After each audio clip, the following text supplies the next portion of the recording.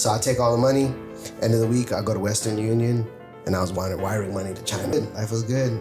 Come home from school one day, open the mailbox, boom, Nike Corporation versus Josh Pather. But look, I mean, what you gonna do back then? You know what I'm saying? Mm-hmm. You gotta take a risk. Yep. No contacts, no family, nobody got nothing, bro. I saw an opportunity, and I know, like, hey, we gotta do this. Can you elaborate a little bit on that?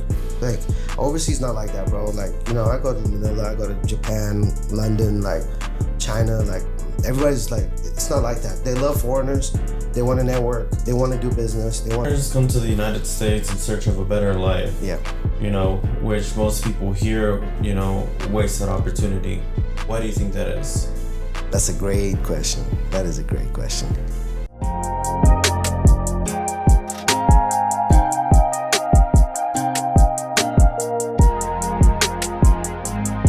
I come in here, it looks professional. Tune into the content.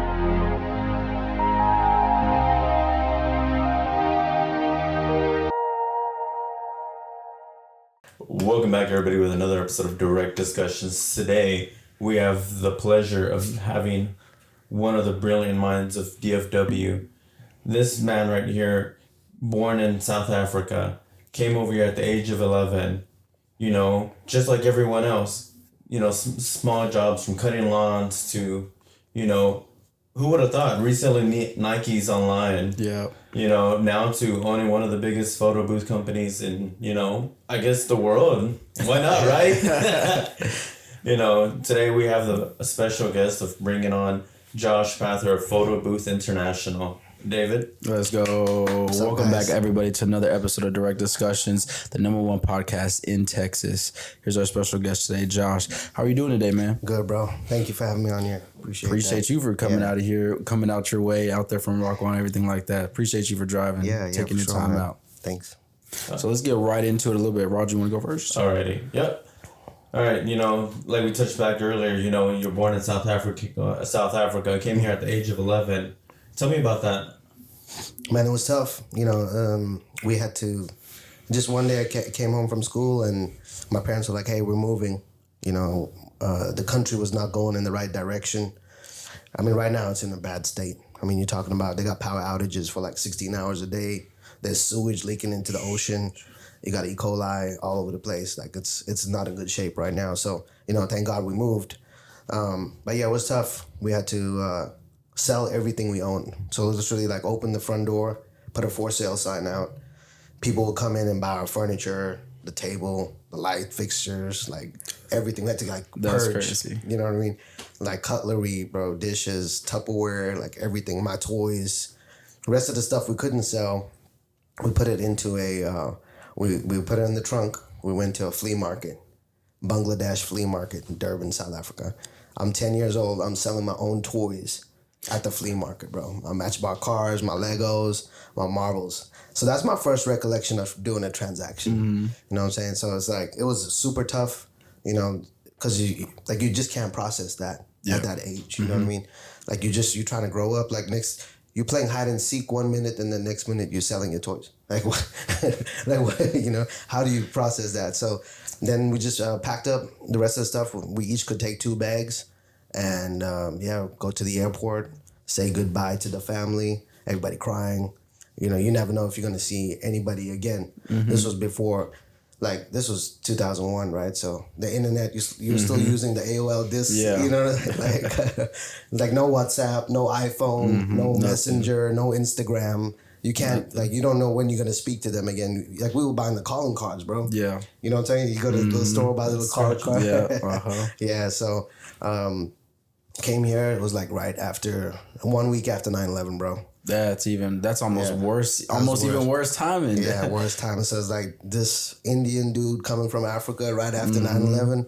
Like, what the hell's going on now? Yeah, you know right there at that time. So, like, everybody confused as hell, right? So, ain't no Indians from South Africa coming to Dallas, Texas. No, that shit is unheard of, you know?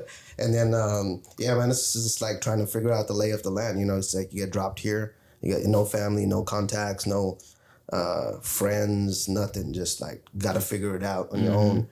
And, got a little bullied. You know, people teasing about all kinds of stuff. Never got beat up though, thankfully. I don't know. Yeah, that's good. Yeah, never got jumped or beat up. But yeah, just trying to make it, trying to figure it out, and by ninth grade, I had everything figured out. Like going into high school, started getting a little swag, figuring out my haircut, figuring out how to dress. Yeah, you know what I'm saying. You started coming into your own. Yeah. So, and then right around that time, I was like, hey, gotta figure out how to do business stuff. So yeah, that's the short story. Yeah, and that's how you got tied into lawn cutting. Most of the time, everybody just, that's one of the first things people get into as men. Lawn cutting. That was for sure my first endeavor in entrepreneurship. So what was your first endeavor in entrepreneurship besides that one transaction when you were 10, selling your toys and everything? So yeah, coming over here, I think the first thing that I did was mowing lawns. So when we moved over here, we were sponsored by my aunt. She sponsored us. So we stayed with her. So her neighbor, I used to mow her neighbor's lawn. So he had to actually teach me how to use a lawnmower, bro. Like, I don't know. We didn't have like gas. We had like electric ones. I remember back home, like mow the lawn with the electric lawnmower, and then the dude that mowing it like cut the cord and then couldn't do no work. Cut the extension cord. Like we came home one day, he was just sitting there. But anyway, he had to show me how to mow lawns, and man, that Texas heat, that first summer mowing lawns, I was like, this is different, because like. Coming from a coastal city, that's South Africa is like a coastal city, and then coming over here to this Texas heat, it was a lot. So every 30 minutes, I'm like knocking on the door, like, "Hey, can I get some water? I need some ice water." Like this is a different kind of heat. But yeah, I just remember that, and that I would say that would be the first venture, is like lawn mowing. What age was that though? That would have been like 13. Okay, 13. Yeah, a couple more years later. Yeah, that's not too bad. And that's then a good age. shortly after that, you started, doing reselling shoes, right? Yeah. So after that, so this story right here is actually not very public, but so I used to go get my hair cut in Garland, Texas, at Finley Styles and Cuts. Shout out to Eric Finley. So I used to go there, and at the barbershop, he had like a little display case, and so around that time, like. The grills was getting popular, right? Yeah. Yeah. So I was like, okay, this seems like a cool business I could get involved in. So I go online, found this company out of Atlanta, and became a reseller for them. So I applied with them. They sent me this kit, and it's like, I can take like molds and order forms and stuff like that. So I get that, and then I talked to Eric at the barbershop. He's the owner of the barbershop, and I was like, hey, can I come up here and I sell my grills, right? Because that's a perfect demographic. People coming in, it was popping around that time. Nelly making the grill song around that time, So I'm there all day, bro. No car. Like my dad would drop me off at like 10 a.m. He'd go to work. I'd be there all day at the barbershop. We'd be shooting dice, like all kinds of waiting for customers to come in. Customers will come in. I'll have like a little pamphlet for them. I'll show it to them like, hey, you want to order a grill, you can do a 6-piece, top and bottom, diamond cuts, princess cuts, whatever, white gold, rose gold, whatever you want to do. And so, man, I'm just sitting there, and, I got a couple of orders and stuff. But then one day, bro, like this Arab dude walked in with a bag of Jordans, and everybody got up. Like the barber stopped cutting. Like the lady in the back was doing hair. She stopped. She came over. Like, he just had a whole bag, bro, like a trash bag full of Jordans, like the 7s, 4s, like Forces, like all kinds of stuff. And everybody got up. I was like, man, I'm in the wrong business, man. So that night, went home, went online, searched, went on Alibaba, searched, found a supplier, started ordering shoes. And found the most unique ones. I don't know if you guys like remember them, but like Clear Forces were like popular back then. Clear Forces, bro, watch out. Yeah, so like Clear Forces, like a Vizu, Kuji, like all this stuff, man, was just like popping back then. So I'd find like the most unique stuff, and then just order it from China. Then it would come in. Had a little 3-ring binder, bro. Printed out the entire catalog from my supplier. Went to school, so I'll go to school, right? Class start. Yeah, I'm passing around this binder, and I'm like, "Hey, y'all pick what y'all want." Dude, the teachers used to hate that shit, man. Every time they would hate that. Yeah. So what I would do is I would take orders. So I'd be like, "Hey, okay, cool. I'm gonna get these was like, all right, give me $20 for the order. So my $20 would cover my cost, right? So I take all the money. End of the week, I go to Western Union, and I was wiring money to China, bro. Which is crazy. Yeah. And what age is it at this? Which you're doing all this? This is probably like 15. It's probably like 15. So it's just taking steps. Yeah, just taking those steps. Yeah.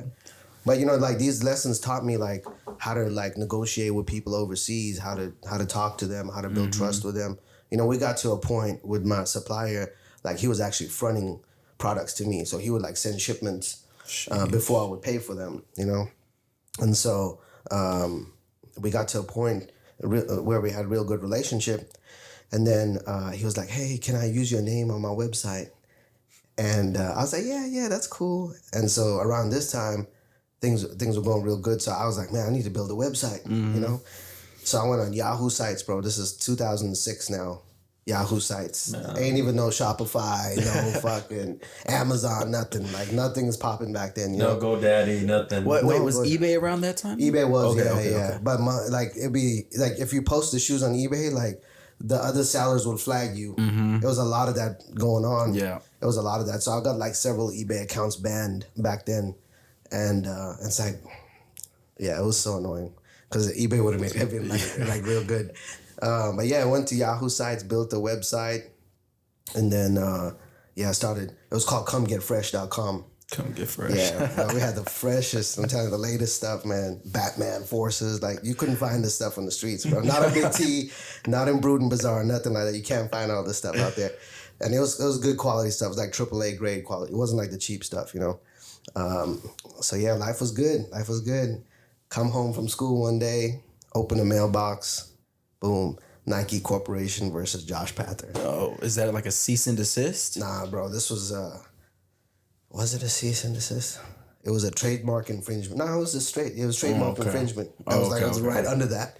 Like trademark infringement. Like, yeah, they went straight to it. They were like not trying to play. And so, that was like scary, you know, coming home and like shaking, trying to figure out what to do.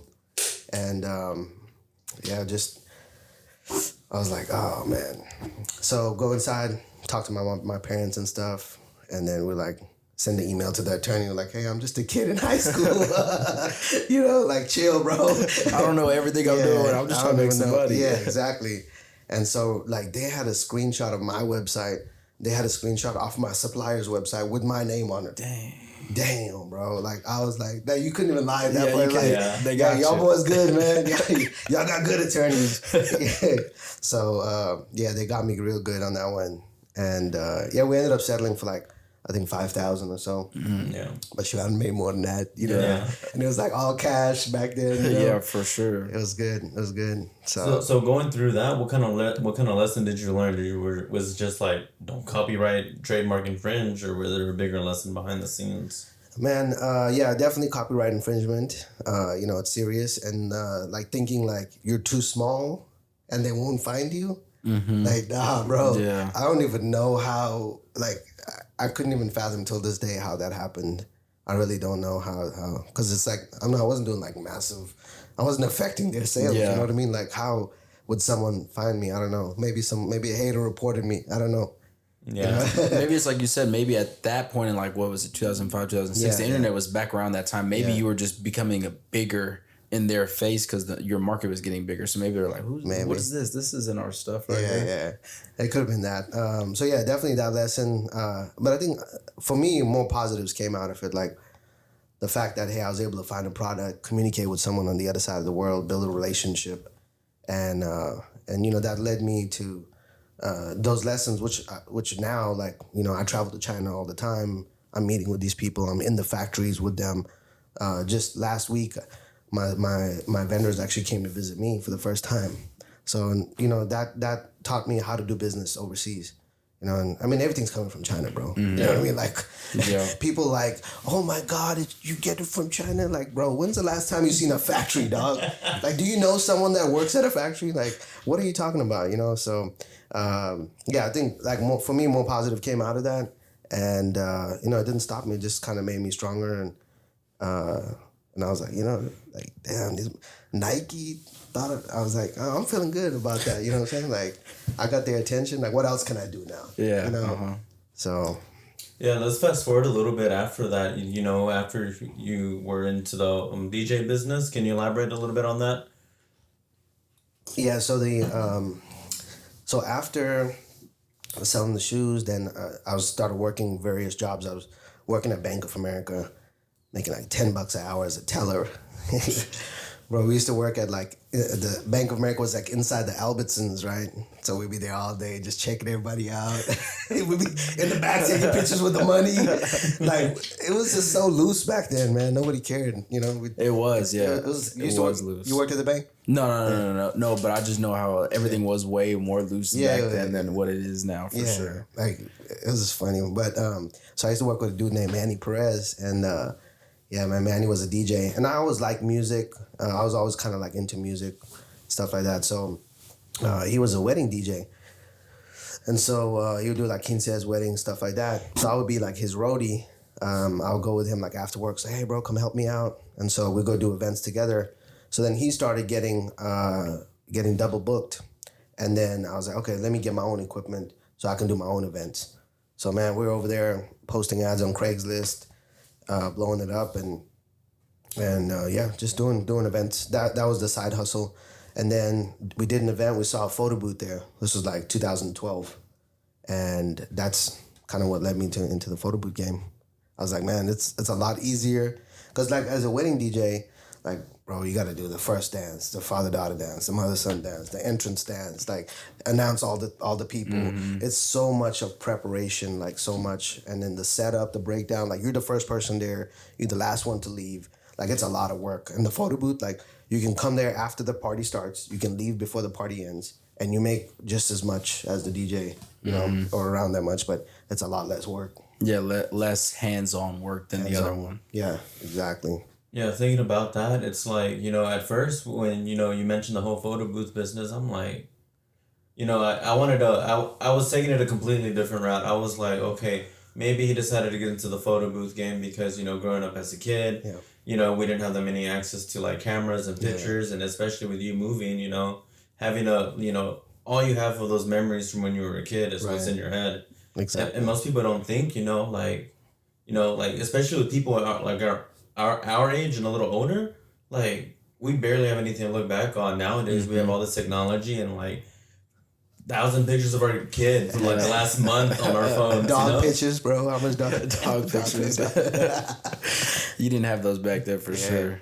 So do you think when you saw the photo booth, did you what went through your mind when you saw the photo booth and say, I need to get in the photo booth game? It was the same feeling when that dude walked in with the Jordans. You were like, this is it. This is it right here. Like, I gotta switch. You gotta switch gears, man. Sometimes, like, you see an opportunity, you gotta go after it. Like, I mean, it was perfect to add on to what I was doing, and it was just an easy move for me to make and pivot into, and the timing was good. A lot of people, they see opportunity. Oh, I got to think about it. I got to talk to my wife. Oh, my God. You know what I mean? The window of opportunity is closed, bro. 300 other people done already started what you were supposed to do last summer. And you're still thinking about it. So, I saw it. I was like, hey, let's do it. Like, within 2 months, we went to Home Depot. So, we built the first one. We bought 3/4-inch MDF, bro. That shit is heavy as hell. Yeah. You ever built a sub box?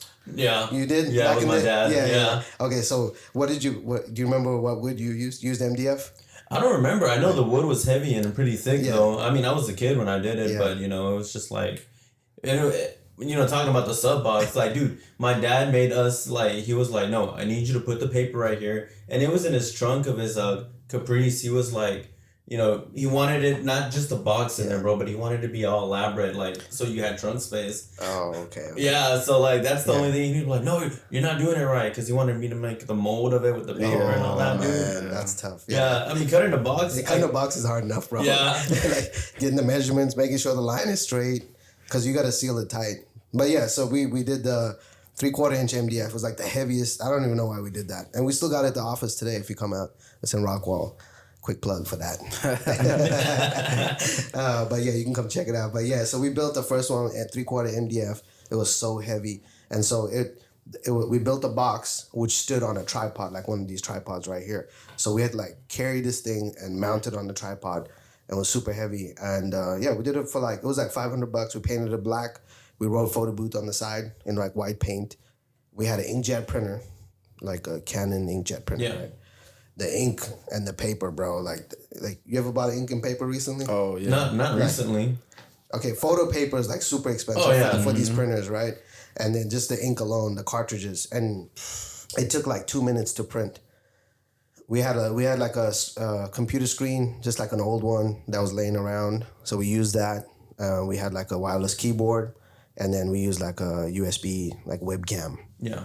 And that was the first photo booth. And yeah, dude, it was terrible. But hey, we made it work. We did our first event December 6th, 2012. It was $500 for DJ and photo booth. That's a steal. That's a for steal. Both That's inflation right that's there. A steal. Right? That's You ever want to get a check on inflation? That's a steal that's for a steal, sure. Yeah. So we go to this event, man. So I was DJing. My partner at the time, he was handling the photo booth. So this lady had booked us. Shout out to Mary Brown if she ever sees this. I remember that. We still got the first check too. So we go.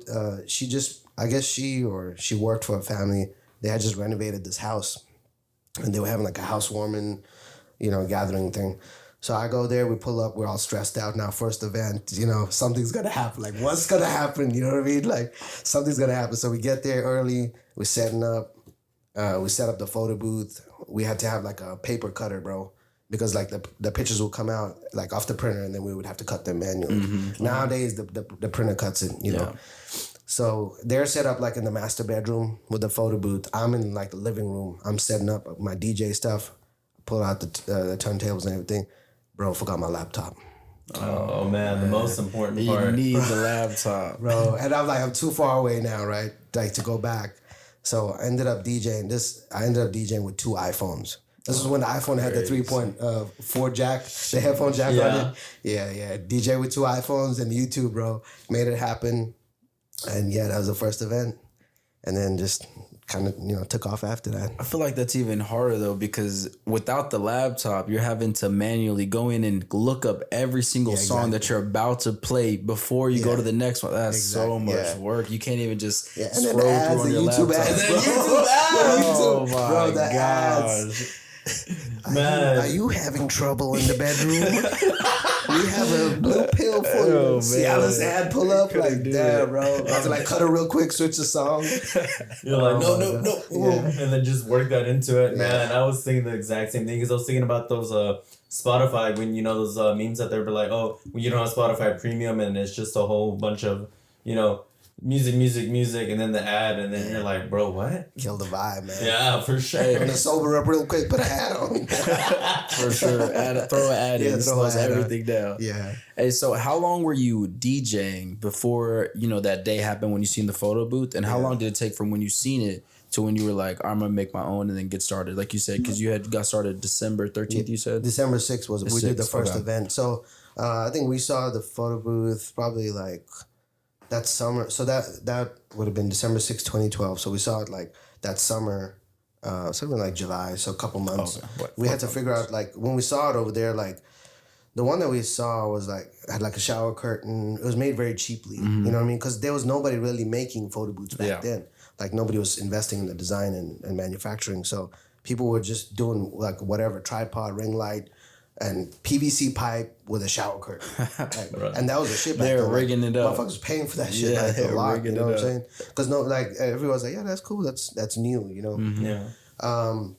So I was DJing probably from like, I'd say 2009 to like, 9, 10, 11, 12. So like about 4 years. Damn, so you were already like established doing the DJing and everything. And then you took let me go this way. Yeah, exactly. Yeah. I mean, it was just because it was getting a lot of work, like it's loading up the equipment, unloading, get to the event. Like, it's just a lot of stuff. And just seeing that first photo booth there, the reaction of the people, and like they were able to leave before hours. Because weddings, bro, it's like 7 hours, like and that's just the wedding part. Like, you got to get there early, you got to get there like 1 or 2, set up, check, make sure the power is good, make sure like if there's an outside ceremony or an inside, like, it's so much of stuff. But with the photo booth, it's just I could see it. I'm like, all right, this is more scalable. I can do more events. I can be in multiple places. I can hire people, so I can do multiple events a night. Like as a DJ, you could only do one event a night, right? Yeah. Unless you have another DJ. But with the photo booths, like, hey, you can scale it up real big.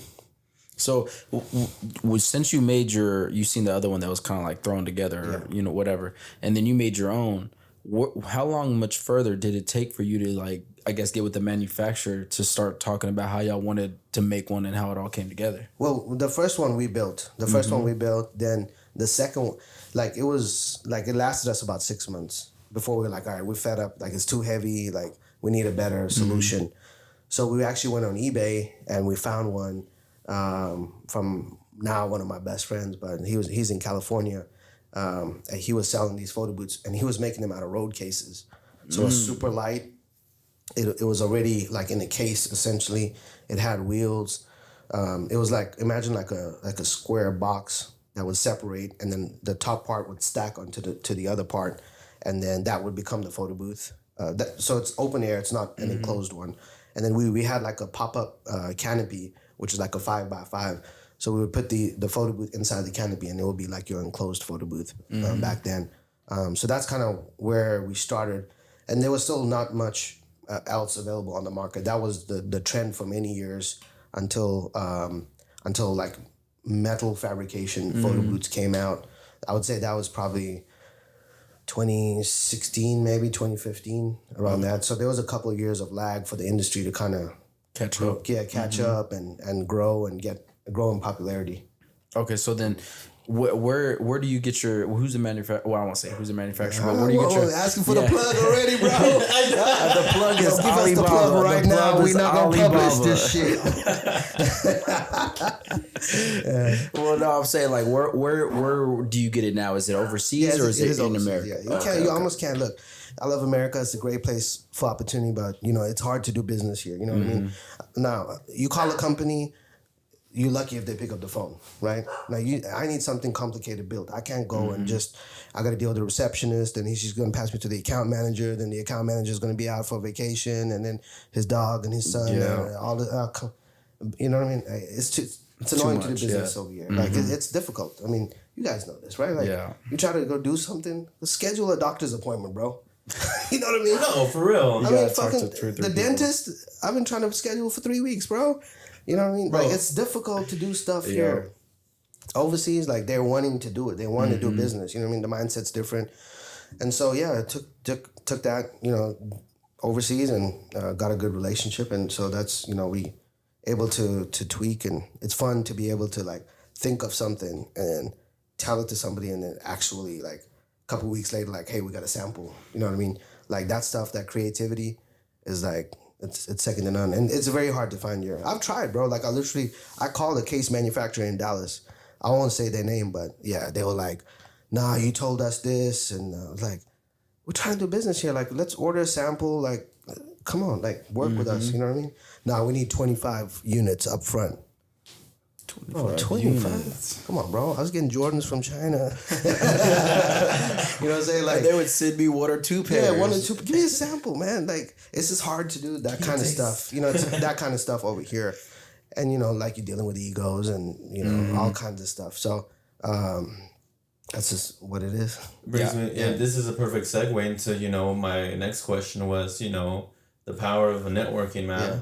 You do mention that a lot of your networking is overseas and all that. Yeah. But how did you manage to make those connections with people that aren't even around you? Yeah, I like that's a good question. So this is how it started. So as far as going overseas, so my friend Ray that I bought the photo booth from on eBay, right? So we ordered that first photo booth like probably February, March 2013. So this was a couple of months after we built the other one. Then we ordered another one like a month later, and another one a month later, and another one a month later.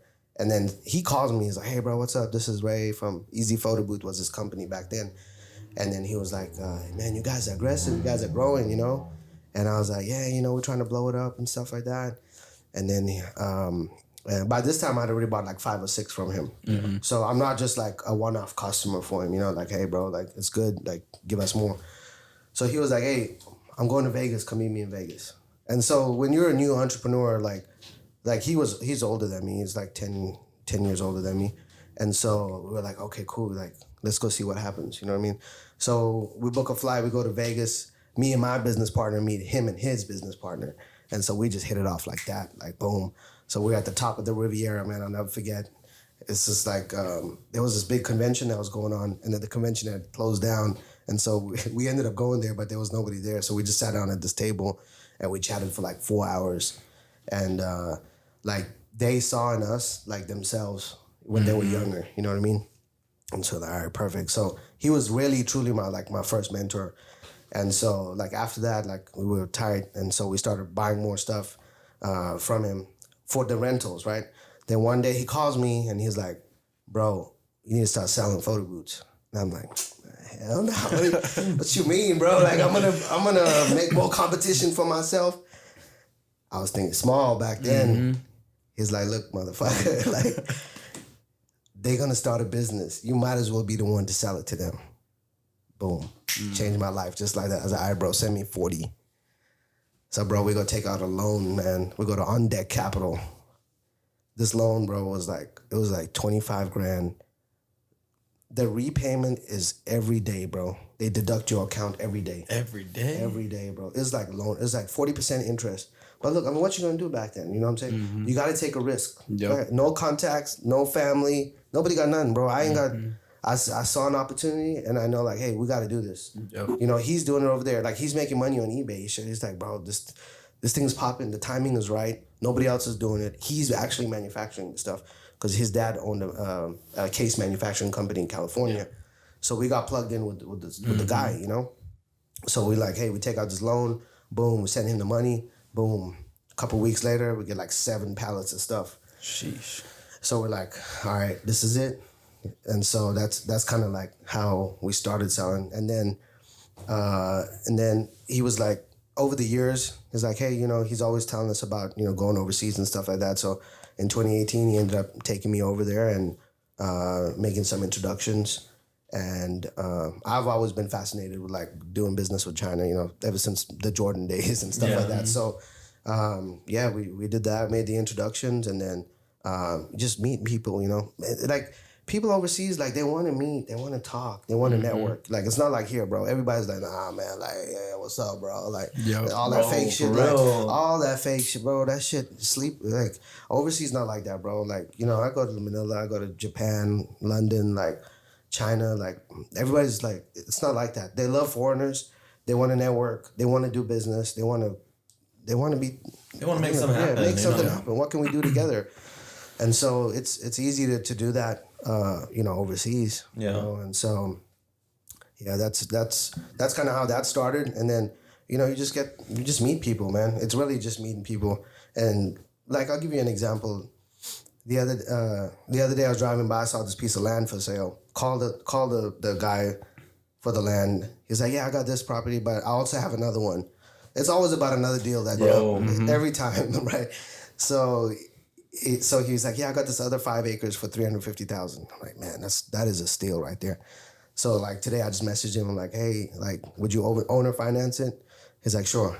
You know, like, you gotta just get out there and chase opportunities like that. And sometimes not gonna work out, sometimes gonna work out. And you're not gonna vibe with everybody. You know what I mean? Like, there's people that I met that like you can just feel like the energy is not the same. You know what I mean? And it's like, it's okay. Like, it's okay. Not everybody's gonna be like that, but then you keep doing it and you meet the right people and you get a group together. You know, we were talking about it earlier, like the group that we're creating here in Dallas. Like, not like I've tried to do that with other people, but it's just the energy is not the same. You know, it's like, what's the common goal? Like, the common goal is like, hey, we want to grow, we want to get better, and we know that if we have a shared mind of 5 people and everybody bringing a different perspective, different information into the group, like we can all fast track our success. And so it's who, not how, man. No, it brings me to this idea that, you know, the law of averages, you know, there's going to be so many times you get a no, you're bound to get a yes, and those yes are going to start rolling in. Same thing with those like-minded people, man. And it's just, you know, that, and also takes me back to this whole idea, you know, like, okay, so in America, everyone's usually out for themselves. Exactly. But with other races and nationalities, like, they all, you know, build each other up. Think of it this way, you know, from the Hispanic point of view, you got 5 or 6 dudes living in a house coming from Mexico, sending money together over there into Mexico.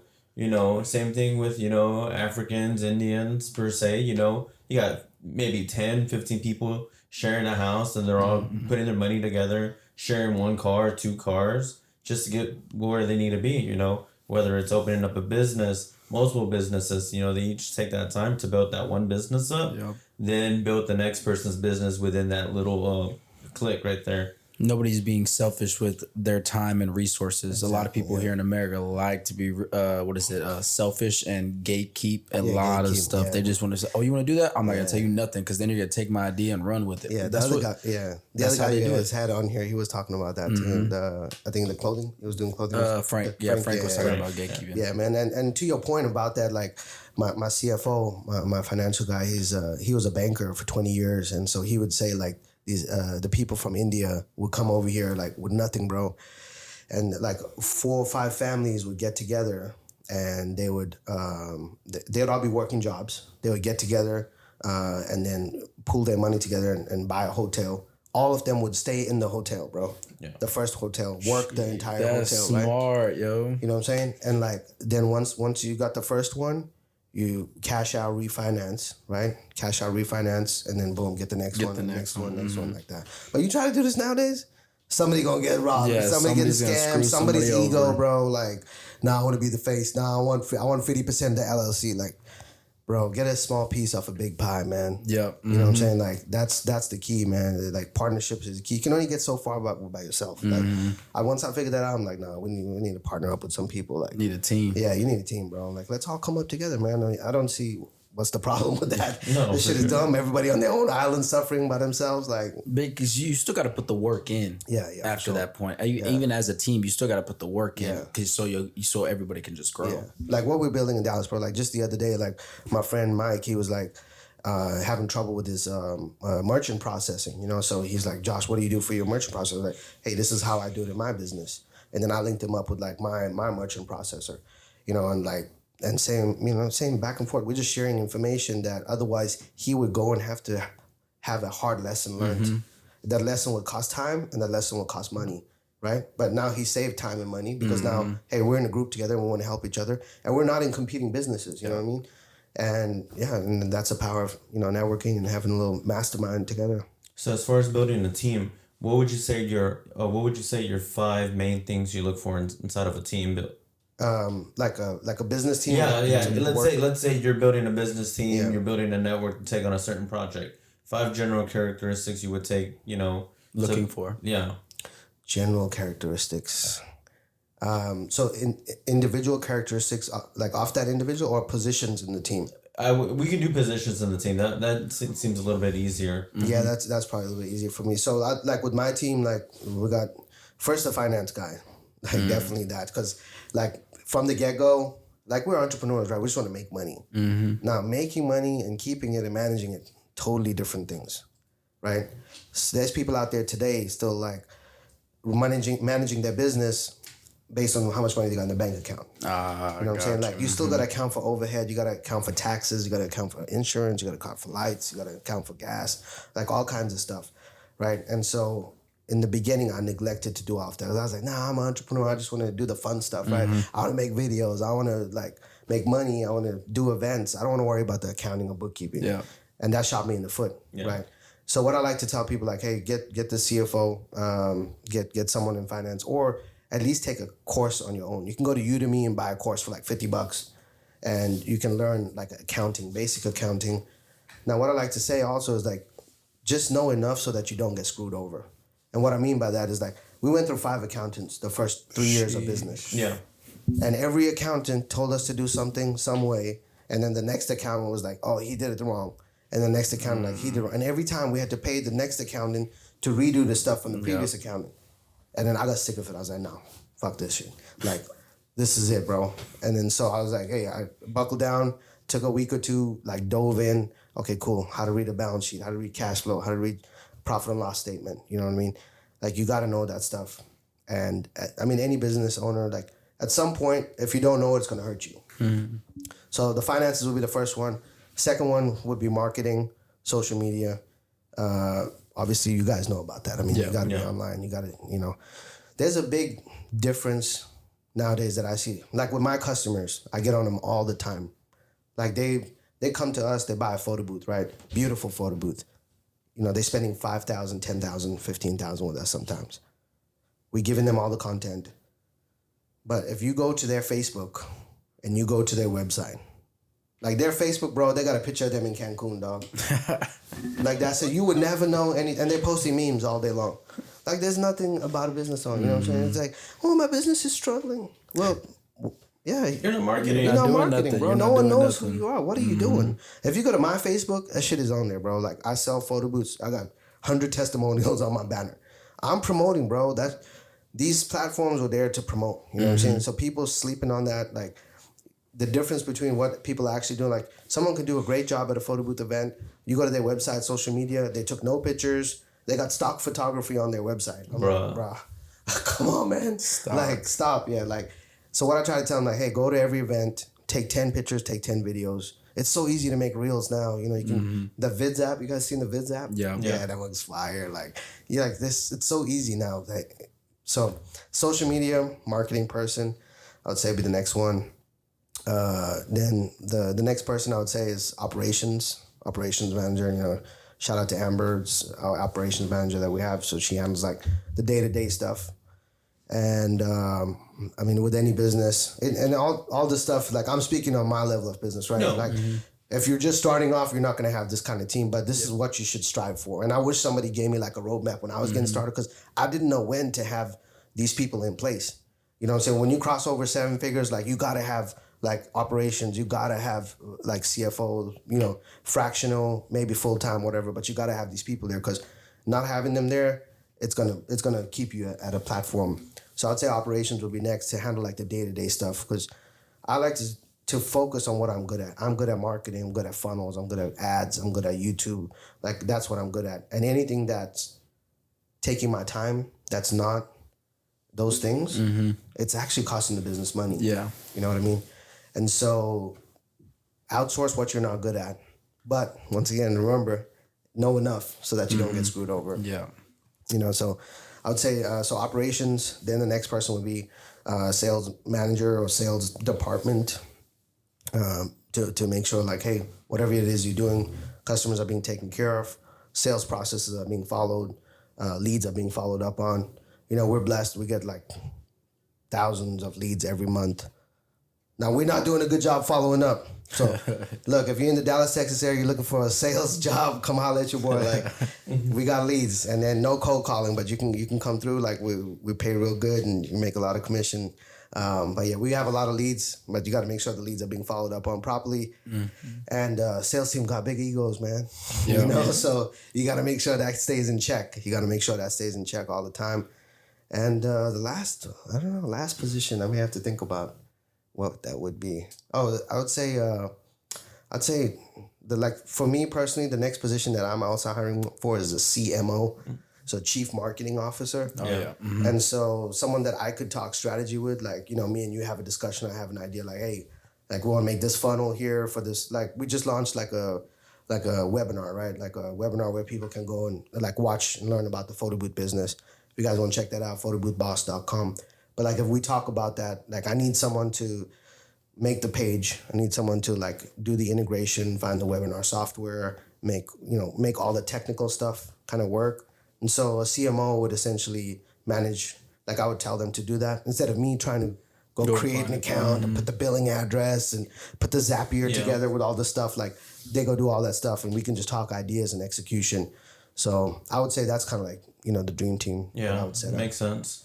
No, especially the whole fact that you mentioned that, you have to learn enough just to get you by. Because, I mean, like, from a personal perspective, with this podcast, I'm learning how to market on Facebook, Instagram, TikTok, YouTube. I'm learning SEO and how to edit, bro. I didn't know how to edit fucking, 3 months ago, dude? Yeah. Taught myself Premiere, all this shit. Congrats, bro. And it's just like, I'm picking up all these skills along the way, but eventually, dude, like, don't outsource this shit. Yeah, stack the skills, man. I mean, at one point I had to do all that stuff myself. You know what I mean? Like nobody was there, bro. When you start from scratch, like zero, you got to learn that stuff. And But it is key for you to know it because once again, when you start outsourcing it, whether it's here or overseas or whatever, you still need to know they're doing their job. Because people will be like, oh yeah, we built, like, especially with the SEO stuff. Like I used to do a lot of SEO stuff. I mean, I still do. But like, it'll be like, oh yeah, we built you 84 backlinks. Like where, bro? On like trash websites, like Pornhub? Like, nah, bro. Like that's not what's up. Like that's bad for the website. You know what I mean? Like you got to have white hat links. They got to be from reputable sites. You got to know the domain authority. You know what I mean? Like all that stuff matters. And so, and you got to be doing it for the right keywords. I'm dead digging it on Pornhub. It's gonna be like, we got 5 photo booths in your area.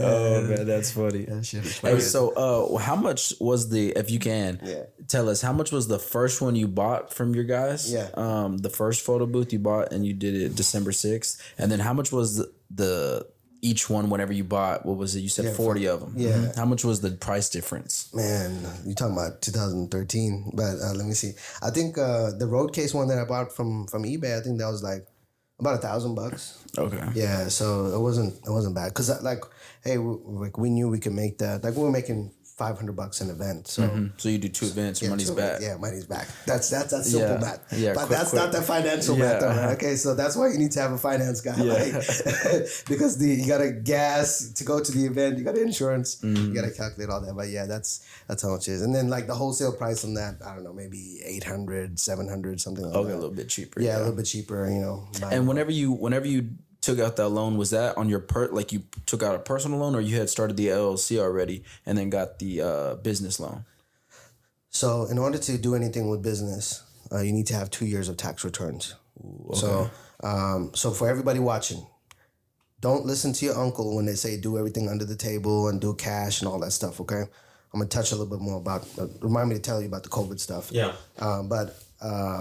So set up your LLC as soon as possible. Get your EIN set up because you can leverage the stuff to do it in the future. But you do need, any bank that you go to, they're going to ask you for 2 years tax returns. So that's like the standard. Shout out to them boys in 2008 for that. You know what I'm saying? Like before that, bro, you can walk into a bank and just make up stuff. My friend, he was a banker for 20 years. He's like, yeah, bro, you could just walk in and just tell them you make this much and they'll give you a loan. But that's what led to, you know what I mean? But that's what led to now we got to suffer for all that shit. Requirements and all that. Like now especially is like it's so hard. Get the LLC set up. But back then, the LLC was not 2 years old. So that's why we had to go get this high interest loan. Gotcha. Now, from the loan business perspective, they want to tie in as much as possible. And what I mean by that is like, they want you on the loan. They want the LLC on the loan. And if you own any other businesses, like they'll make you sign that on the loan too, right? Because they want to have leverage, especially since you're a new entrepreneur, like, and that's just, they're predatory, in that state. But I mean, for me, I knew like, okay, I start this off, we'll take the loan. I know the opportunity is there. Like I'll pay the price, for the loan interest, whatever. Because I knew the opportunity of what I'm going to build is going to be way bigger. Yep. A lot of people get stuck on that. Every single day we get people coming to buy a photo booth. Oh my God, the interest is 15%.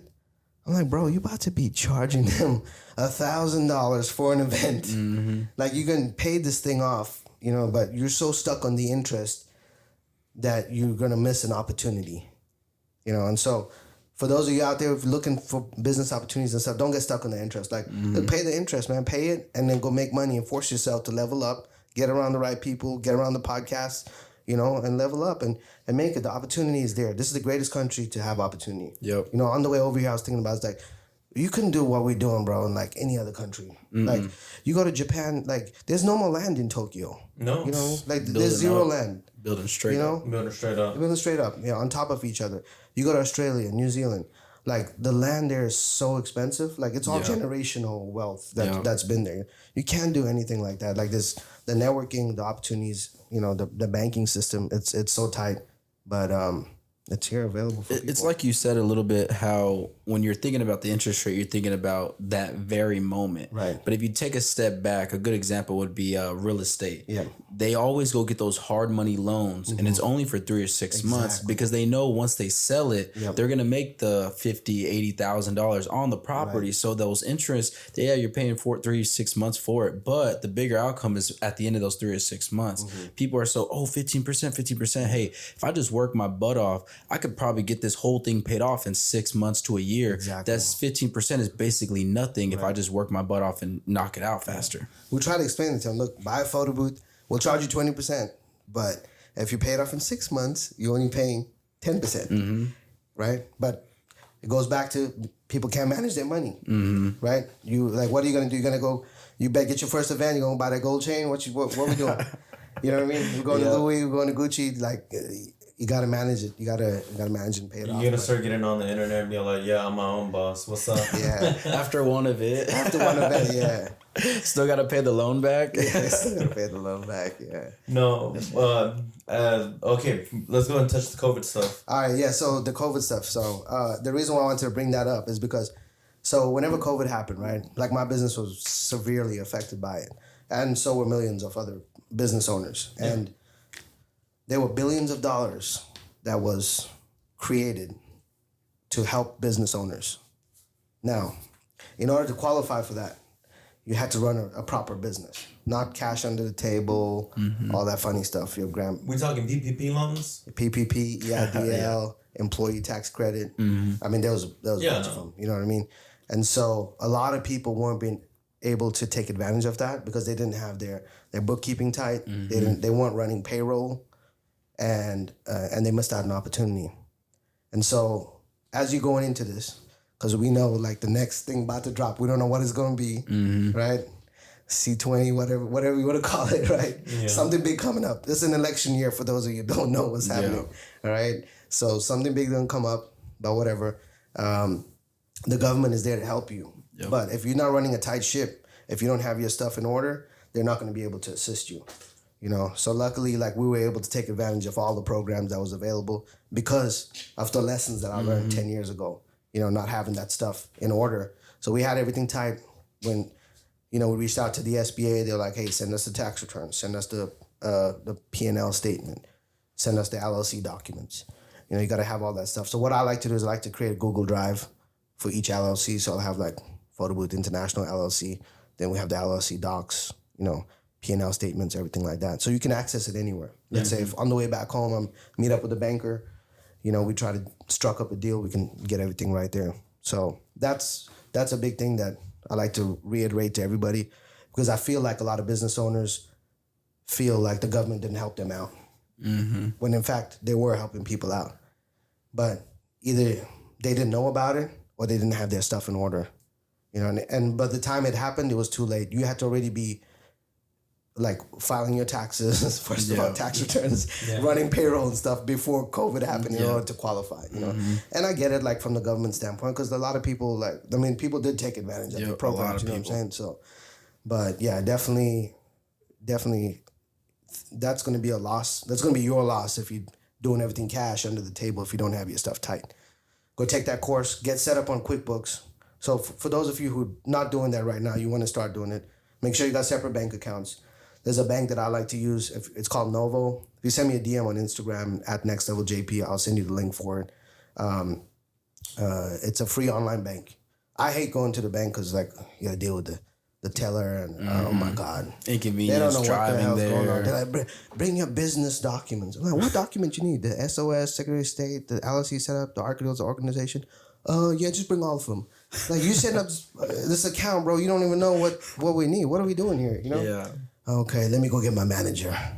All right, now I gotta deal with him. Right. So anyway, this is an online bank. You can like literally get a business bank account set up online. They got a nice app. You can write checks, all that stuff, bank account numbers. Do that first. Set up QuickBooks online.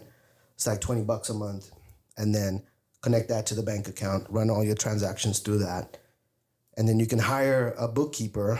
You can go on a website called Fiverr.com or Upwork.com, and you can hire a bookkeeper on there for like $10 an hour, you probably, depending on how many transactions you have in your business right now, you may only need like 5 or 10 hours a week, something like that.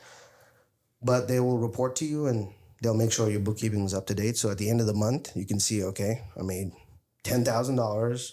I spent $11,000, right?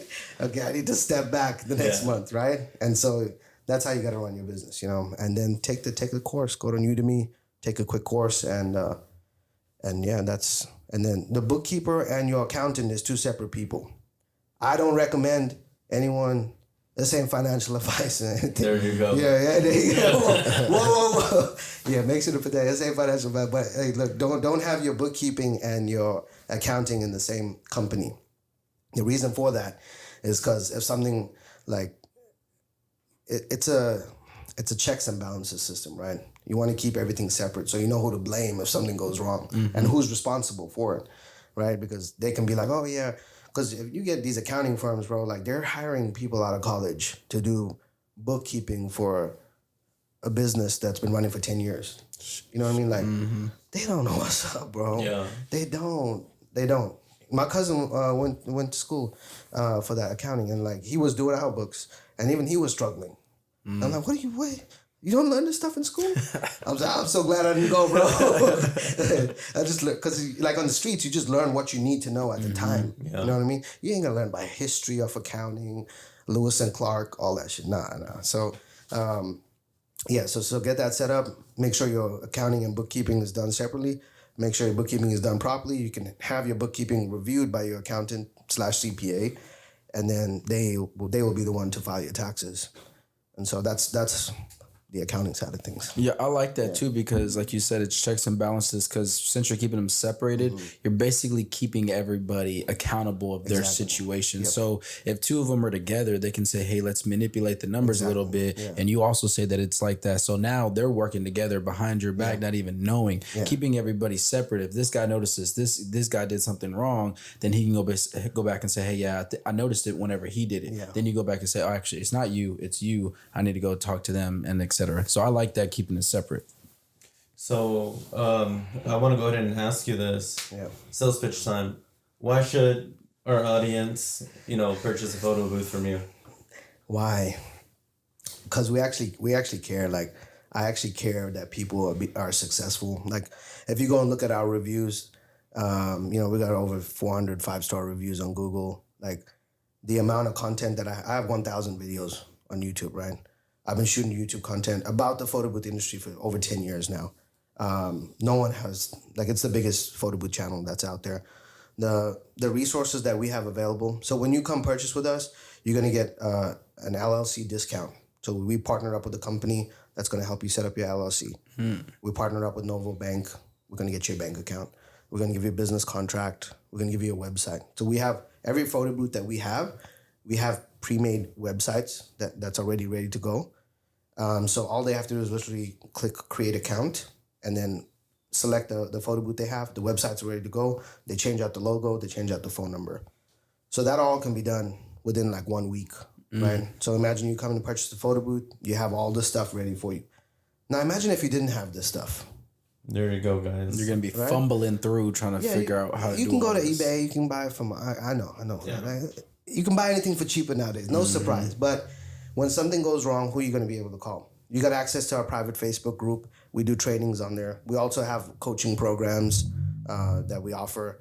But trying to figure it out on your own is the worst path that anyone can take. Yep. It's the worst. If you take anything from this podcast, that should be it. Yeah. Do not try to figure this out on your own. Go learn from somebody, because a wise man learns from other people's mistakes. And so I've made a lot of mistakes myself with business. That's why I like to talk about the stuff. But that would be the main reason. We're not the cheapest. We're not the most expensive either. But at least when you got a problem, you can pick up the phone. You can come visit us. I mean, our office is there. Nobody's hiding, bro. I'm up there every day. You know what I'm saying?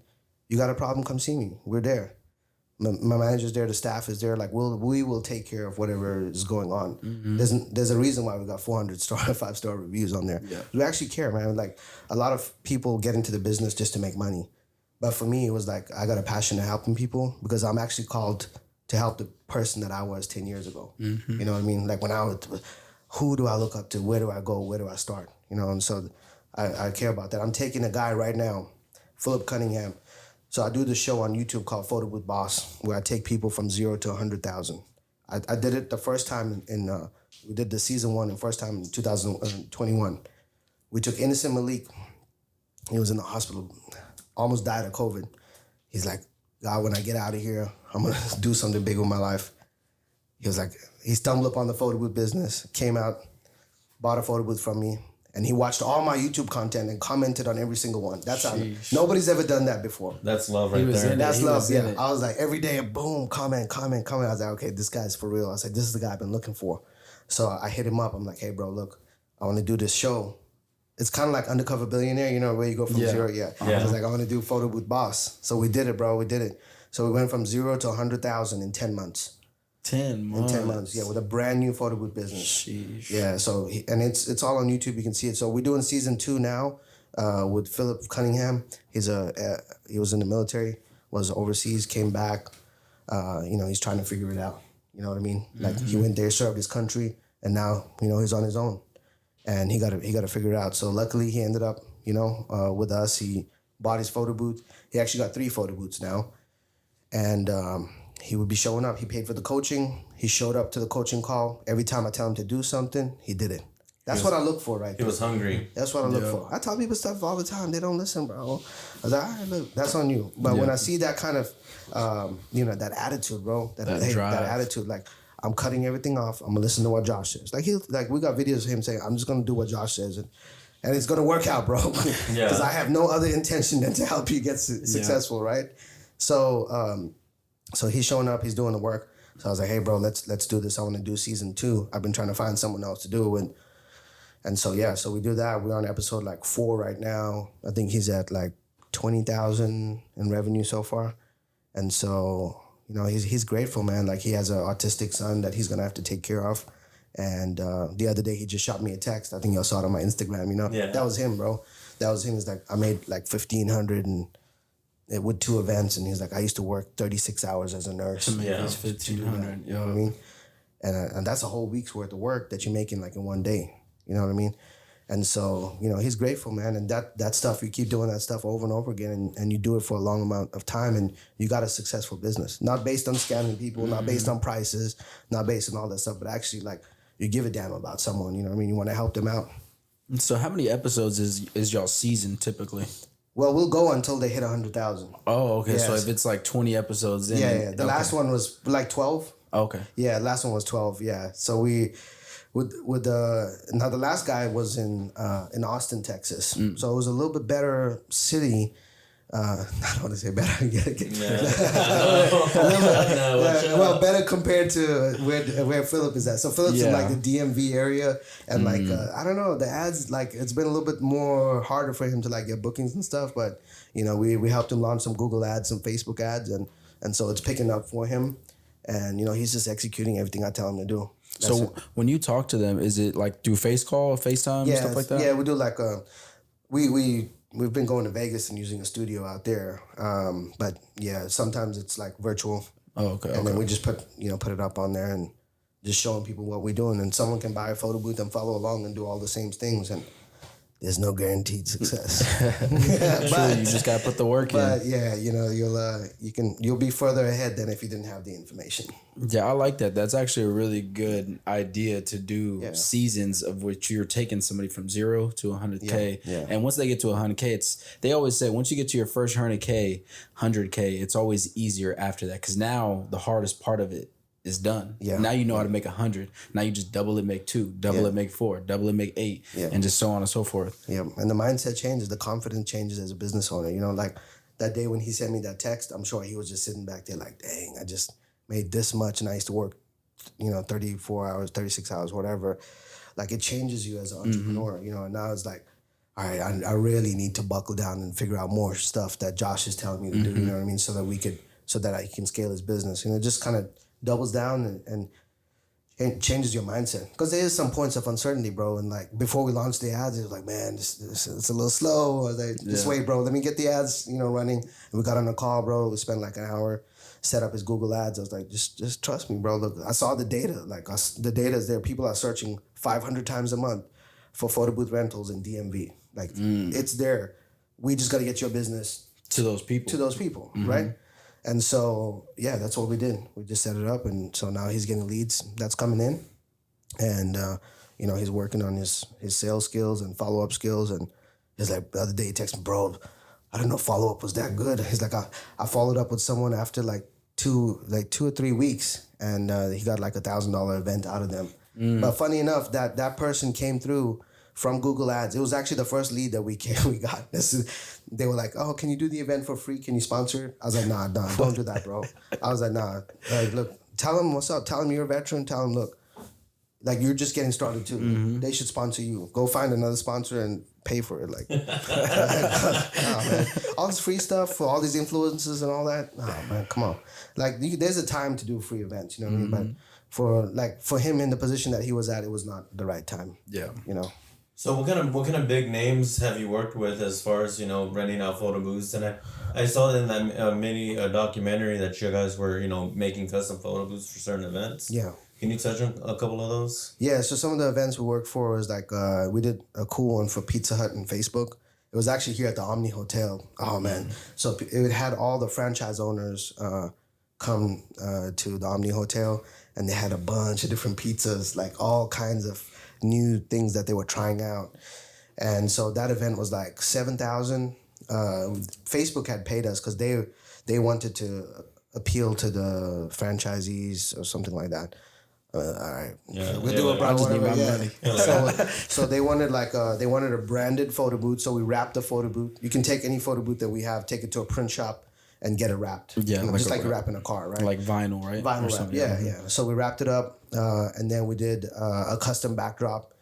You can go on like stickerbanners.com and order like a $99 step and repeat backdrop, bro. And we sold it to them for like $1,000. So there's a lot of margin in that business. So that was a cool corporate event. We got there. It was like a 2-day event. Me and my wife did it. We were there. They only used the photo booth for like 3 hours because they were in meetings all day. So they would come out, eat food, take a couple pictures. And you're talking about franchisee owners, like it's not like they don't really want to take or nothing like that, right? So they come out, take a couple pictures, whatever. We're just chilling there, kicking easy money, man. So that was like a fun event. Another one we did was for Poopery, the bathroom spray. Yeah. So shout out to them. They were in Dallas, man. I'll never forget that deal. I gotta tell you about this one. So so they found us. I think they found us like on Craigslist. So they were like, hey, we got this idea for this photo booth. And, we had a nice website and stuff back then. I mean, we still do. And then, so they reached out to us. They're like, we got this concept. We want to talk to you. Can you come up to the offices? So, bro, we pull up to their offices in Addison. Like, we're meeting with the owners of the company, bro. At Poopery? At Poopery. Damn. And they're like fucking 8-9 figure company, And so, they sit in. And they're like cool vibes, bro. We're stressing, like dressed up suits, right? They're like California chill, surfer vibes. They're super chill people coming with shorts and flip flops and stuff like that. We're in the conference room, like sweating. Like war dogs when they go get that that contract. And it reminds me of Mark Zuckerberg in The Network. Yeah, The Network. Yeah, so we're like stressing, bro. So we go there. And then they talked to us and all that. And then the meeting went good. Then we come back to give them the proposal, right? So we had this full-blown proposal and everything, man. And it was like $15,000 the proposal came to. And I'll never forget that, bro. So we slid it over to the owner. I think her name is Susie. And she was like, oh, that's it? The word, it's like that word. That's that war dogs, like you're saying, because they were like, "That's it. This is all we're getting. We could have offered y'all more. What, bro?" So that was like a big business lesson right there. So, but it was fun, man. They took us to, they did the Dallas Convention Center. So they had the photo booth there, and they had a branded photo booth in their exhibit space, and they had a model. And all their customers are boutique owners. So this is like they're, middle-aged women that are boutique owners. And so they had this model there, tall, blue eyes, chiseled, no shirt on. He was wearing like a Santa Claus. It was like a Santa Claus theme. And bro, he was reeling them in. He would bring them in. They would take a picture with him on the photo booth, collect their email address. So boom, they got the emails, right? And then they would take the picture away. Bro, they caught like 4,000 email addresses in like a couple of days. Sheesh, that's a lot. Yeah, a lot of leads. There's a lot of leads, yeah. And they saw like a 30% increase in traffic and revenue from having the photo booth there. That's crazy. Yeah. So that's another thing. It's like when you think photo booths, it's not just like quinces, weddings, that kind of stuff. Like, bro, the corporate events is a whole nother world. Oh my God, they just love for some little form of entertainment there. Just something to do. Something, bro. Because some of these people, like, they're handing out drinks and alcohol. They want to get you loose and get that big purchase order. You're like, you would take 100 units? Come on, have another shot, live a little. Okay, 200. Keep up in the ante. Yeah. So that was a fun event. And then what else? We do Dallas Mavericks and FanDuel. That was like, we did that. We were like right in front of the American Airlines Center. And but the thing is that the way we started getting these gigs is like every one that we did a really good video for it, and we took a lot of pictures and we put those on the website. Okay. And so back again to what I was saying earlier is like there's a difference between what people are actually doing and what they show online. Like we did a good job showing what we did for Poopery, and we put it on our website. And so when someone would find us, they could see exactly, okay, this is the photo booth, this is the guy, this is what came out of it, right? This is exactly what I'm getting. Yeah. Right. I feel like a lot of times you go to websites, it's hard, especially with the service, like in the service industry. Like buying products is fine, but the service industry, like there's a discrepancy of like knowing exactly what you're gonna get. You know what I mean? Like if you hire someone to come fix the AC, who's showing up? Right. You don't know who's gonna show up. There's some guy that just got out. Like, what's happening? Like, so I tell people like, hey, put your face on there. Tell them, hey, who's gonna come? What's gonna happen? What's the outcome? Show them the photo booth. Show them how it works. Like, just put up more content. So we did a great job at that, and then we started getting a few other smaller companies that would reach out to us, and they want the same exact thing, and it was super easy to sell because they saw exactly what it did for them. Man, you got one more? Yeah, no, I got plenty. No, so I wanted to talk a little bit into how, because I know at a certain point, once you get to a certain peak, there's not enough people around you to keep you moving up to the next level. Yeah. So tell us how this idea or this conference call or how everything came to fruition with Ty Lopez. So that's a good point that you bring up because I think you also mentioned it like earlier. You're the average of the 5 people you hang around with. And so you got to constantly be trying to increase that average, right? And get into the next circle. And those people, I know that you're trying to do that as well. Yeah. And so, part of doing that, he with Ty Lopez, he just literally sent an email and he was like, hey, book a call with me. Click the link and you book it and it's $1,000 for 15 minutes. The call ended up going like 40 minutes and we got some valuable insight. Now, obviously, like he's practically a billionaire now. Yeah.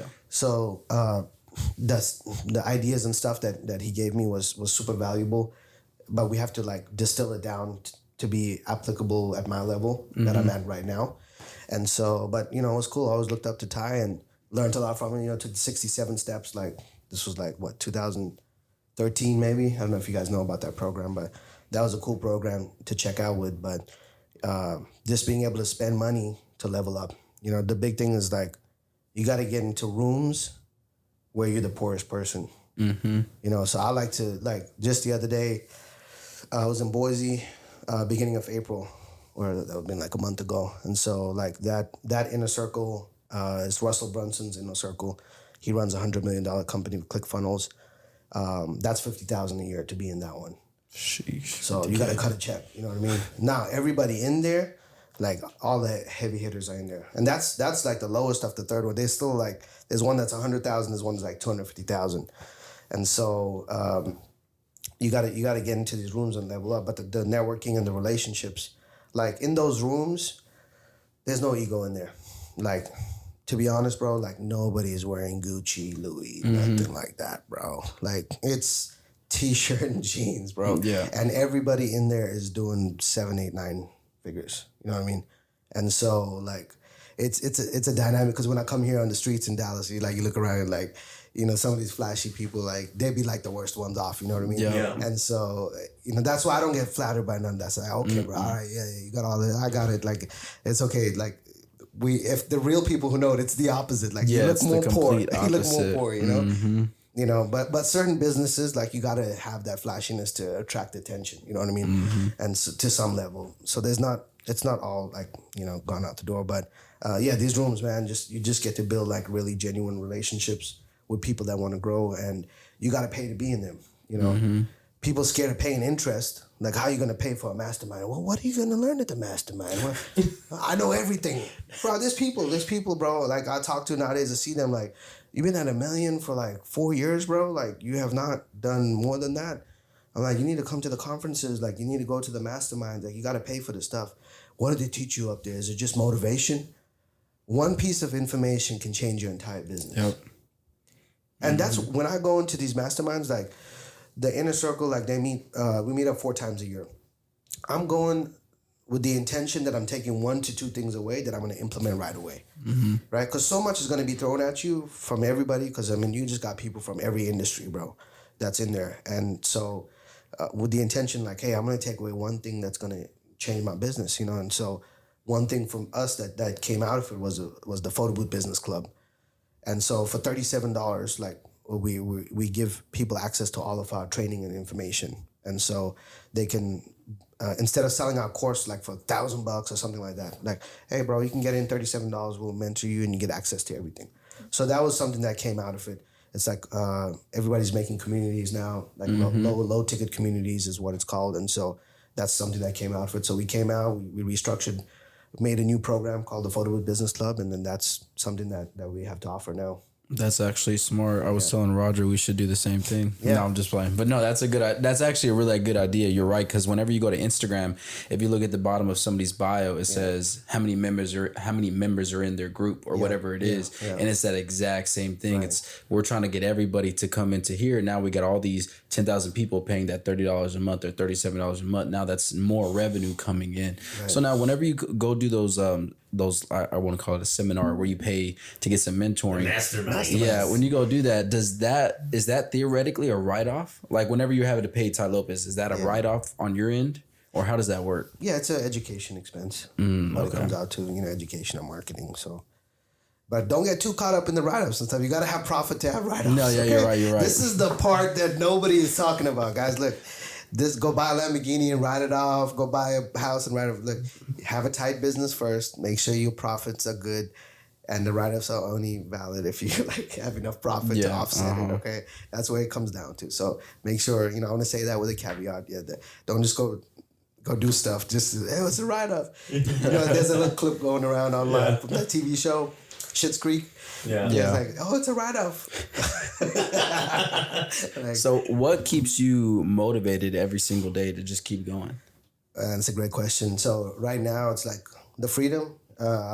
So I took so when I got on that call with Ty, he's like, his assistant sent me this test. It's like this personality test, and it rates you like on material things, mastery, love, and freedom. And for me, freedom came back number 1. So I like to have freedom of time and place. You know, I travel a lot.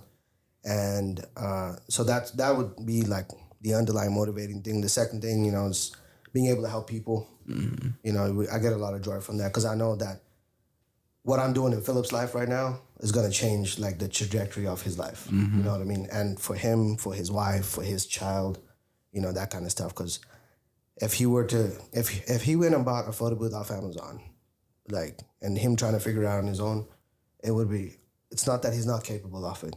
Not, you know, I don't want to ever make anyone think that, but it would be super difficult, right? Because he doesn't know what he doesn't know. Yep. He doesn't know that, hey, you need to set up your Google ads like this. You need to create a landing page. You got to put the global code in there. You got to put the lead code in there so you can send the data back to Google. Like, that's what we did on that call, you know? And so that kind of stuff is, that's what I know. Like, I took that time out of my day to help him because I know we just got to set that stuff up one time and it's going to impact his life. Mm-hmm. And so I think those 2 things, you know, is what keeps me going. I like that. Yeah. I like that. I'm a big people person and trying to help people out as well. That's why, like, for us, we just try not to gatekeep. Luckily for us right now, there hasn't been too many people asking, oh, how do you start a podcast? Da, da, da, which is good, because then we can only refer to as much information as we've done so far. So, but you can always help. Like another thing that Russell teaches is like you can help people that are like 2 steps behind you. You know what I mean? Mm-hmm. You don't, and even for me too, bro. Like, before I felt like I could be an influencer or get on podcasts or something like that. Like you feel like you had to be at a certain level. Mm-hmm. So I'll tell you a story. So the first time, so this was like 2018, Ty sent an email out and he's like, hey, I'm looking for people who teach business models. He had this thing called Knowledge Society out there. Knowledge. Yeah. Knowledge. So he was like, hey, come out to the house. So went out to Beverly Hills, bro, to that house where he shot the Lambo, like the Lambo video. And everything. Yeah, bro. So I got a picture in the garage and everything. Got to see all of that, and like I remember that feeling when I got selected to do that. I was like, dang, this is it. All right. Mm-hmm. So I finally, like, that was the first year I'd done like multiple millions, and then like getting to work with someone like him that I looked up to. Previously when I started my business journey, like that was like the big turning point. But up until that point, there's still people that you can still help before, whatever it is. You don't have to seek validation, you know what I mean, from other people or have this certain place that you have to be at. Because I think a lot of people get like that imposter syndrome or whatever. Yeah. Oh, I'm nothing. Like you can still help people, bro. Like whether it's motivation or whatever, but something that someone else could benefit from. Yeah, that actually makes a lot of sense. And if there was anybody, I would try to help them out, but it doesn't work out like that right now. But you see, that's also ties back into what we're doing here too, is because like, he wouldn't have known about us if we wouldn't have gotten Evelyn on, or maybe saw Frank's episode, But that's also a thing too that we do for the people that come on. Like we give them the short clips. Yeah. We put those short clips out there, and like I'm posting them on YouTube, TikTok, Instagram. I'm like, after we're done with this, we're literally marketing for you. Mm-hmm. Yeah. After, and I feel like let's say for example, someone who doesn't really have a lot going on for them on the internet, they're like, okay, I need help with content. I just made you 30 short clips. Yeah. And you just post the heck out of those short clips. Exactly. If you're on the other end, just be posting those so you can get your marketing strategy up and start learning, oh, this one did good. I need to talk about this. I need to work on that. Exactly. Whatever the case is. Yeah. So to start off a little bit, I wanted to ask you more of a personal question. Yeah. Who do you prefer for yourself, Dave Ramsey or Robert Kiyosaki? Man, I actually don't. I mean, I'd say Robert Kiyosaki. I know that cash flow quadrant thing. I think that's good. I'm not deep into either one of those, to be honest. I'm not. He's like Jack Ma. Man, what happened to old Jack, man? Bro. He went missing, right? Did they find him? No. Oh, yeah, crap. That's what happens. You can't be saying that stuff over here. Don't put this on TikTok, dog. Man, they are watching and listening to everything. They're always watching. You got to be careful. Yeah, like some of the guys that I follow, like Grant Cardone. That's another big one. Yeah, you just, and also you got to be careful of taking in too much information. Because right now, the age that we're in, there's too much information and not enough execution. Yeah. You know what I mean? Mm-hmm. Anybody can go and get any piece of information, but not everybody's doing anything with all the information. A lot of people aren't putting the work in. Yeah, so people are like, oh, podcast, okay, book, okay, course, okay, this, okay, that. But like, bro, nothing is changing. If your income has not changed, your business has not grown, like you're doing the wrong stuff. Mm-hmm. Like Alex Hormozi is like another guy that we look up to. I like Alex Hormozi, yeah. He talks about that. He's like if you're working on stuff and your business is not growing, like you're doing the wrong shit. Mm-hmm. Like that just hits so hard, bro. Because like sometimes like, bro, we need another funnel. We need to tweak the funnel. We need to improve the landing page. Like we need to run more ads. And so we start working on that stuff. And then like, but the sales are not picking up. You know what I mean? Leads are coming in. Like, okay, cool. Now we got a sales team problem. So that's what we're trying to address right now. Is like, so you got to be aware of like, hey, and make sure the information that you're getting is applicable for your level of business that you're at. Just understand where you're at, right?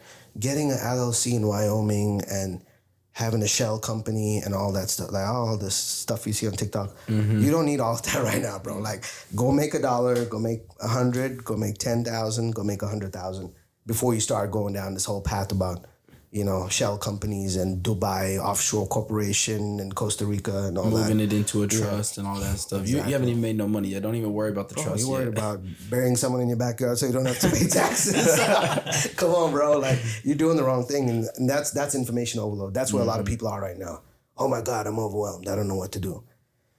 And it's a sad state because there's so much opportunity out there. And I think that you got to pick one thing. You got to pick one thing. Don't try and go after your passion.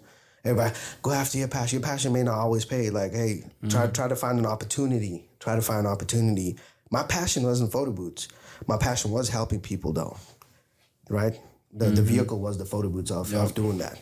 I didn't wake up one day and be like, oh my God, I'm in love with photo booths. You know what I mean? Like, But it was a means to a way to achieve what I wanted in my life, to be able to help people. And then I was able to create a business out of it. Business brought friends. You know what I mean? Friends grew the business and brought more opportunities. And so I think a lot of people can, benefit from that if they maybe reduced the amount of information that they're taking in. Or the right information they're taking in. Yeah. This is a great segue into my final question for you. And I wrote it down, so I'm going to read it how I wrote it. All right. It says, hold on, plain. Too small. No. It says, foreigners come to the United States in search of a better life. Yeah. Which most people here, wasted opportunity. Why do you think that is? That's a great question. That is a great question. Man, why do I think that is? From my personal experience, I mean, and it's going to piss some people off, bro. Like, I mean, the people who don't go after it, like, if you look back, you can see that they didn't have a lack of something. Like, they were provided everything.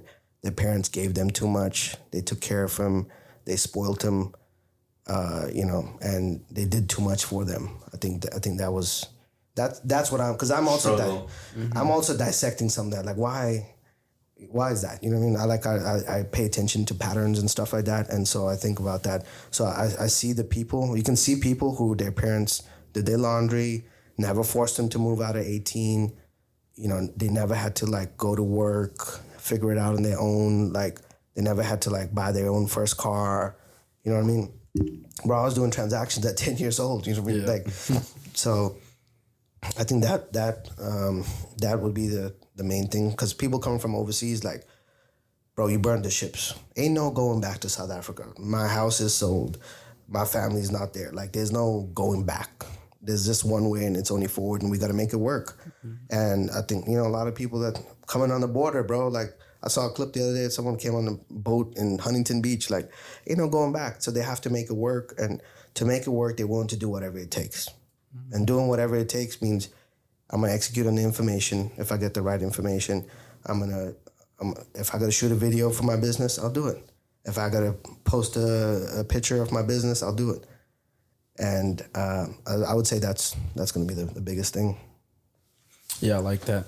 So my last question would be, what is one advice you would give to any upcoming entrepreneur, no matter what avenue it is they're planning to take?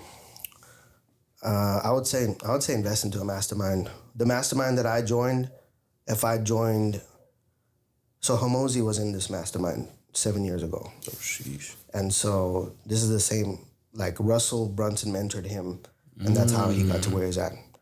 I met Hormozi in 2017 at ClickFunnels event in the conference in Orlando. Him and his wife spoke there. This was before they blew up. And me and my wife were there attending. And they pitched that event. And back then it was only 25 grand, and shit. Only? Yeah. Only 25 grand. Dude, the value that came out of it, but the networking and stuff, like, I told my wife the other day, I was like, man, I wish we would have done it back then, because, like, just the amount of value that I've gotten being in a mastermind, a paid mastermind. Like, a free mastermind is cool because you got, like, random people and stuff like that, but a paid one where it's like there's a criteria to get in, so the reason, the other big thing is that there's not going to be, like, insurance salesmen trying to sell you on something, right? A car sale, whatever, that kind of stuff. Like, there's no egos and stuff in those groups, right? So I'd say, hey, invest into a mastermind, whatever you can do, get around the right people, because it'll be the people that'll make the biggest difference, right? It'll be the people. It's the who. It's the who. Who do you need to do that? Who do you need to meet to take your business? Like what piece of information that you need? It's not the what, it's the who. It's like, now what do you need to do? Yeah. Right? Like, hey, you're doing everything. You may have not met the right person, or gotten the right information from the right person. So I would say that would be the biggest thing that I would recommend. Go to the conferences, check them out, go meet people, get out there and do it. Because right here, just chilling in Dallas, Texas, like it's cool and everything, but there's stuff happening, in different cities, and you got to be a part of it and start networking with people. But network with the people who are willing to pay for information, not the people who just want free information all the time. Got you. That makes a lot of sense, because like you said, if you're willing to pay, there's almost the agenda for you to go in there is actually set. Exactly. Like I'm paying my money, so when I come in here, I know what I'm looking for when I get into this event. If it's just free, like you said, it's almost too free flowing where nobody really anybody's has structure. in there, bro, and it's like everybody has a different agenda. Like if we were to meet in this mastermind, and we both paid, like it's cool, bro. Like there's no ego, there's no like, hey man, what are you working on? What am I working on? Like how can I help you? You know what I mean? How can you help me? You do things like this? Oh man, I never even thought about doing it like that. And then I go back and implement that into my business now, and then boom. The best ideas that I got, they didn't come from the photo booth industry. Like they came from, this guy's renting cars and this is how he does it. Or this guy's selling information online, or he's doing webinars, or he's selling ebooks. Like everybody, you can get some information from. There's a guy in there that teaches taxes inside the inner circle, and, Edward Collins, he's super big on TikTok and stuff like that. And so he taught us how to do like reaction videos, that kind of stuff. He's taught about what he's doing inside his business. And you just take that and apply it to your business. Yeah, I like that. That's a lot of actually really good, useful information. I just want to tell you, I really do appreciate you for taking your time out of your day to drive over here. I know it's a little lengthy drive, but I really do appreciate your time. Yeah, no problem. I enjoyed it, guys. Great questions. Thank you for prepping. A lot of these podcasts, they don't prep, bro. They just come on and just try to shoot the shit, Yeah, see, time is a currency, and we're not here to waste any of it. Yeah, I like that. That's good. See, yeah, I like that. No, but again, thanks for reaching out and, following the content and, actually coming on here and sharing, your perspective on entrepreneurship, business, getting a foreigner's perspective. Yeah. Dude, because it's crazy, man. Because, when you're around all the same people, everyone wants to think the same way. But when you talk to somebody from a different, country, and it's like, bro, there's so many different perspectives of this thing that we're not even seeing. Yeah. And it's refreshing, to say the least. Yeah. So again, I want to thank you, Josh, for coming on here and having a direct discussion with David and I. Yeah, I like that. Appreciate your time, man. I really do. Bro. Appreciate that. And we're going to plug in all his stuff at the bottom in the bio, so you make sure you guys go and check that out. Like, follow, comment, subscribe, and share all of our clips, share all of his clips. We'll see you guys in the next episode of Direct Discussions. Appreciate it. Before we go, if you're interested in hopping onto the photo booth business, do plug in with Josh. Yeah, I'm gonna give you all a discount if you message me on Instagram and you mentioned Direct Discussion Podcast. I'm gonna give you a little discount on there. Yeah, appreciate it. That's actually real key. Yeah, that's key right there. Appreciate it, guys. We'll see you on the next episode. Thanks. All right, see y'all.